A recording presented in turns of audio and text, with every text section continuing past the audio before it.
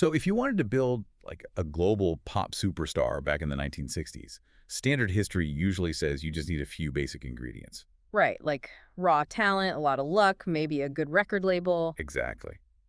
But what if standard history is just, well, reading the sheet music and completely ignoring the actual physics of the sound? Yeah, that's a really great way to frame it. Because today, we are looking at a really fascinating deep dive. We're looking at research that claims Diana Ross wasn't just, a lucky singer from Detroit. Right. According to this specific framework, she was the biological broadcast of a very specific ancestral frequency. Yeah, engineered over 13 generations, Oh. which is just wild to think about. It really is a massive departure from how we traditionally view the past. I mean, when most people trace a family tree, they're just looking at faded ink on old census forms. Right, you find a name, maybe a date of birth. Exactly, an occupation, and you map it out on this static grid.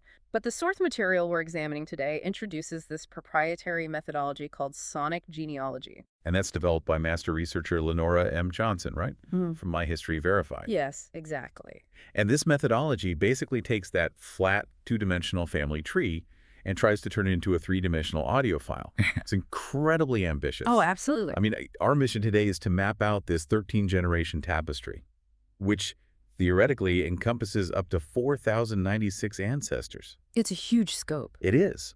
And the goal is to understand how her maternal roots in the Deep South and her paternal Appalachian roots kind of collided to create a global superstar. And setting the stage for this, I think it's crucial to understand that our goal today isn't just to recite a biography. Right. The framework that Johnson uses attempts to decode why Diana Ross's path to absolute fame was, well, in a systemic sense, so much easier compared to others. Yeah, the research claims to explore how her specific 432 hertz earth resonance. And her master resonator signature. Exactly, how that allowed her to essentially broadcast her hidden lineage to the entire world. But wait, before we move on, I really want to pump the brakes on the terminology here.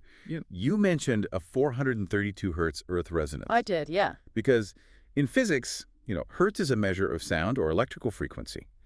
So how does this research actually apply a numerical sound frequency to a human being's genetic lineage?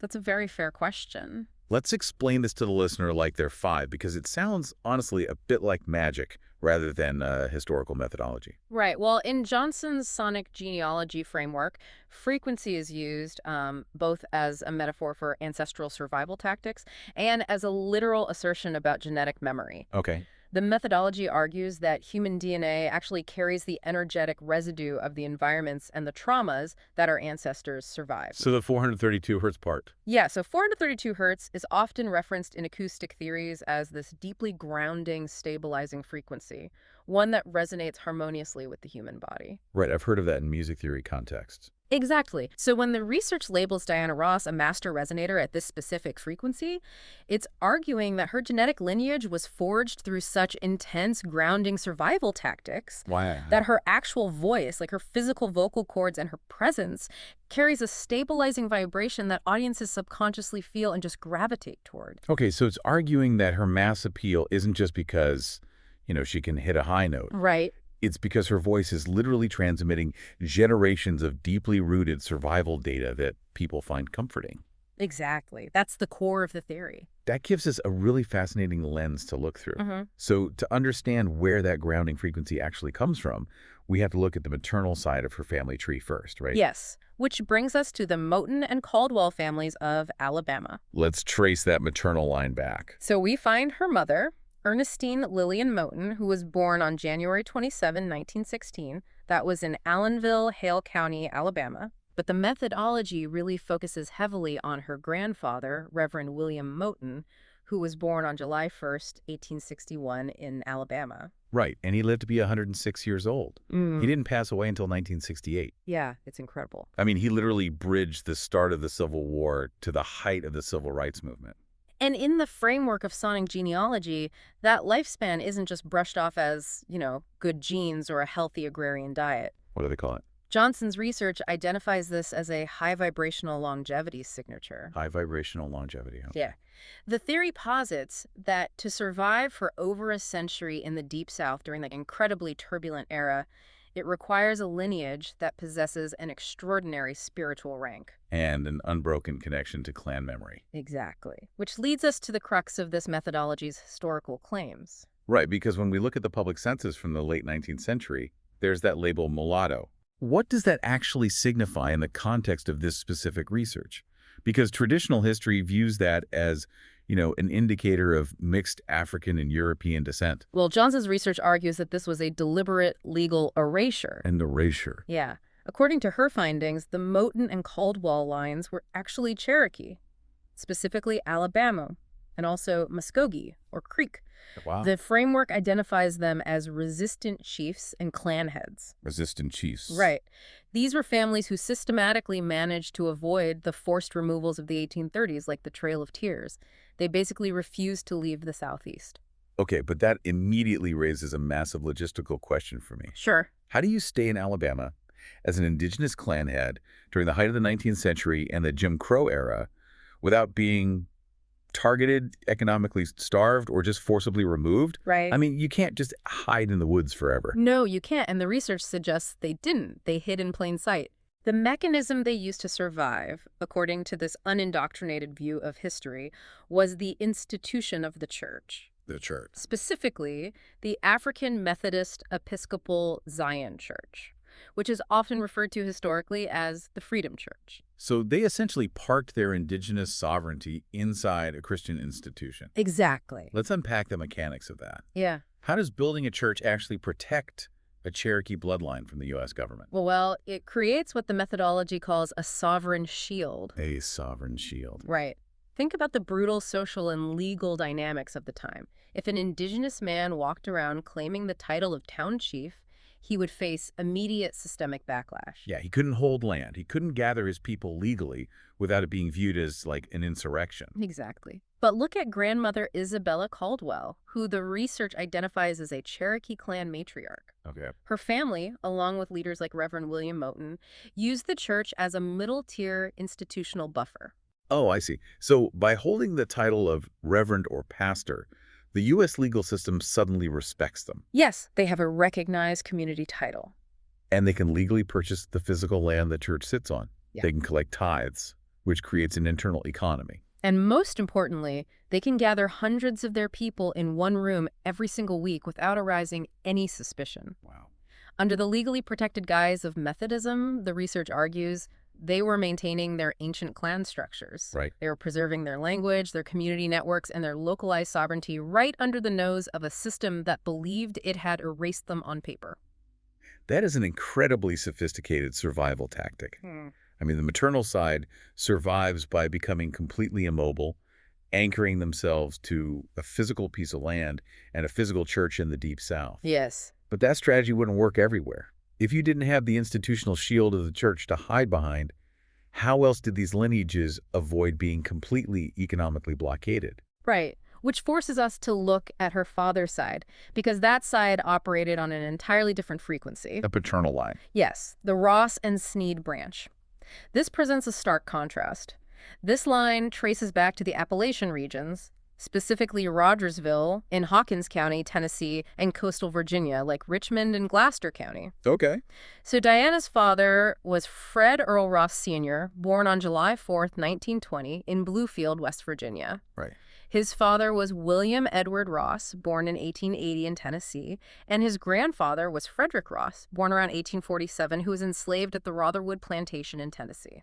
But there is also a really fascinating figure on the coastal Virginia side of this paternal line, right? Frances Baytop, they called her Frankie. Yes, Frances Frankie Baytop, born in the 1790s. The research notes she was a master midwife. But again, I want to look at the causality here. The framework assigns her a high healer rank. It does. How does being a midwife in the 1790s translate through 4 generations of DNA to a pop star singing in the 1960s? Yeah. Like, how does that connection work? Well, the methodology views ancestral roles not just as jobs, but as vibrational legacies. Vibrational legacies. Right. Think about it. A master midwife literally uses vocal toning, specific cadences, and rhythm to calm a mother, to guide life into the world, and to heal a marginalized community under extreme duress. Oh, that makes sense. Yeah, Johnson's theory argues that this specific, soothing vocal cadence, that nurturing frequency, becomes embedded in the lineage. So it's passed down epigenetically and culturally. Exactly. So when Diana Ross sings, the theory claims she is subconsciously tapping into the exact same healing resonance that Frankie Baytop used to sustain her community. It's an incredibly poetic way to view generational talent. It really is. But we also need to address how this paternal line survives systemically. The research refers to this as the Melungeon Buffer. Yes. What does it mean to be a Melungeon in East Tennessee in the 1800s? So Melungeons are historically documented as triracial isolate communities in the Appalachian Mountains.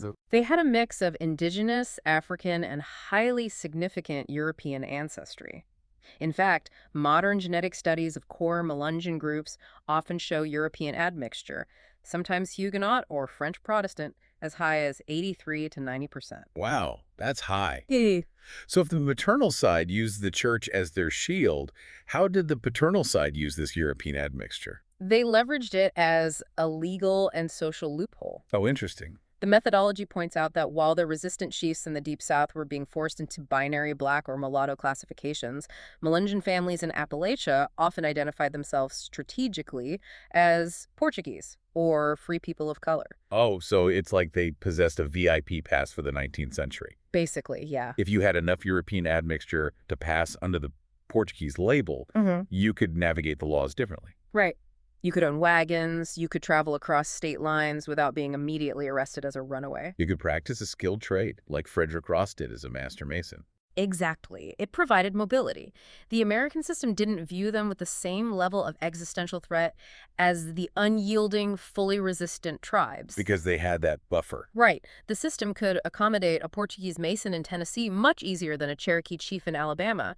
And this mobility is exactly what allowed the Ross family to migrate. To follow the industry. Yes. They followed industrial opportunities from the Appalachian Hills to the coal regions of West Virginia, and eventually the two lineages converged. Which brings us to the industrial boom of Detroit, Michigan. Yes. In 1958, the Ross family moves into an apartment in the Brewster-Douglass housing projects. Right. So you have the deeply rooted, shielded Cherokee church leaders from Alabama on the mother's side, and you have the highly mobile, legally buffered Melungeon artisans from Tennessee on the father's side. And they collide in this one specific geographic location. And this is where Johnson's research makes a very specific, unconventional claim about geography. Standard historians look at the Brewster-Douglass projects and see a federally funded, low-income housing development built for the working class. Right, that's the standard narrative. But this methodology identifies the site as an Aboriginal-Hebrew stronghold. I want to tread carefully here, because we are looking at this strictly through the lens of her unindoctrinated research framework. But that's a very heavy term. It is. How does an urban housing project become a spiritual stronghold? Well, according to the framework, it ties back to a historical calibration event. A calibration event? Yeah. On September 7, 1935, First Lady Eleanor Roosevelt broke ground for the Brewster homes. Okay. While standard records document this as a progressive infrastructure project, Johnson's methodology translates this event as a deliberate, energetic gathering point. Meaning what, exactly? The theory suggests that the economic pressures of the mid-20th century forced these specific, displaced indigenous and Sabbath-keeping lineages out of their rural sanctuaries and funneled them into this exact urban incubator. Wow. Well, it's certainly an incubator for talent. I mean, the Brewster projects house not just Diana Ross, but Florence Ballard, Mary Wilson, Smokey Robinson, and Marvin Gaye. Exactly. But this brings us to the core tension of the entire deep dive. Let's hear it. If this building is packed with all of these incredible ancient frequencies, why was Diana Ross's trajectory so astronomical?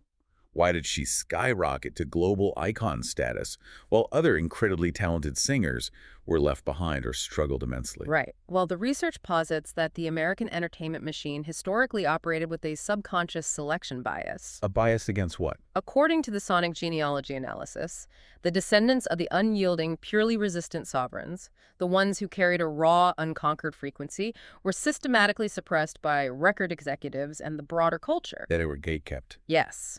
Their sound was deemed too threatening or too challenging for mass consumption. So the system naturally filters out the resistance. But then, why was Diana Ross let through the gates? Because of that paternal Melungeon frequency, she carried that European Huguenot buffer. Oh, the buffer. Right. The methodology argues that when the system, in this case Motown and the mainstream American public, looked at her, they didn't sense the threatening frequency of a resistant clan head. They saw a frequency that was compatible. Exactly. It was highly managed. Her 432 hertz earth resonance, combined with that Appalachian buffer, made her the perfect palatable candidate to be elevated to the top of the cultural pyramid. I want to pause on that because that leads to a concept in the research called genetic sunset. Yes, that's a key concept. Because for a listener hearing this, it might sound incredibly deterministic. It almost sounds like the research is saying someone's cultural authenticity or power dilutes simply because of their genetic admixture. How does the author reconcile that? It is framed as a bittersweet reality within the methodology. The genetic sunset addresses the physical reality that by integrating and mating outside of the closed indigenous loops to survive, the physical Aboriginal DNA inevitably dilutes over 13 generations. Right. The specific isolated tribal static fades. Yes, it fades. However, the methodology strongly asserts that this does not invalidate her legacy. So she isn't viewed as less than her ancestors. Yeah. She is viewed as a vibrational vessel. Correct. The physical seed may have changed, but she took the accumulated data of those ancestors, the spiritual authority of the Caldwell priesthood, the unyielding strength of Reverend William Moten, the soothing, healing energy of Master Midwife Frankie Baytop. And she transmuted it. Exactly. She used the access that her Melungeon buffer provided to ensure that her ancestors' resonance was heard globally. She essentially Trojan horsed 13 generations of survival tactics onto the Ed Sullivan Show. That's a great way to put it. She transmuted the intense struggle of Alabama and Tennessee into absolute glamour. She became the supreme standard. Yeah. I mean, the music executives may have thought they were just promoting a highly manageable pop star. But according to this framework, she was basically sneaking the frequency of 4,096 ancestors into the living rooms of millions of people. And it worked. Her music has been sampled hundreds of times. That frequency proved to be universally resonant. When you pull back and look at the sheer scale of the tapestry, it shifts your perspective completely. Diana Ross isn't just a girl from Detroit who caught a lucky break. No, not according to this genealogical framework. She is the culmination of immense strategic planning. She is the resulting broadcast of both the grounded Cherokee sovereignty and the mobile Appalachian survival strategies. All of those legal loopholes, all of those physical migrations, and all those institutional shields, they all culminated in her voice. It really makes you wonder about the people listening right now. Yeah. If we apply this methodology to anyone, it means that none of us just appeared out of nowhere. You are also the result of thousands of ancestors who had to make incredibly difficult, calculated choices. Right. They used their own strategic buffers, whether that was hiding within a church, adopting a different census label to find work, or moving across the country just to make sure you could exist today. It challenges you to deeply question the indoctrinated records. If you're just looking at a census form from 1880 that says mulatto or white or free person of color, you might be looking at a flat piece of paper and missing the actual concert. Wow. You could be missing a master healer, a clan matriarch, or a master mason who engineered your survival. Absolutely. And I want to leave you with a final lingering thought to mull over. We've just spent this time exploring a methodology that suggests the American system historically elevated compatible frequencies like the Melungeon buffer while actively suppressing the resistant frequencies of sovereign chiefs in the music industry. So look around today. Look at the icons, the leaders, the influencers, and the celebrities we elevate right now to the top of our cultural pyramids. Are we truly celebrating raw, unyielding, disruptive talent? Or is our culture still subconsciously selecting for the buffers, the managed, highly palatable frequencies that just make us feel comfortable? It really forces you to reevaluate the media you consume and why you are drawn to it. It really does. It makes you think twice about the music you're listening to and who is allowed to sing it. Because remember, standard history is just reading the sheet music. But when you start looking into the deep, unindoctrinated frequencies of survival, that is when you finally hear the concert.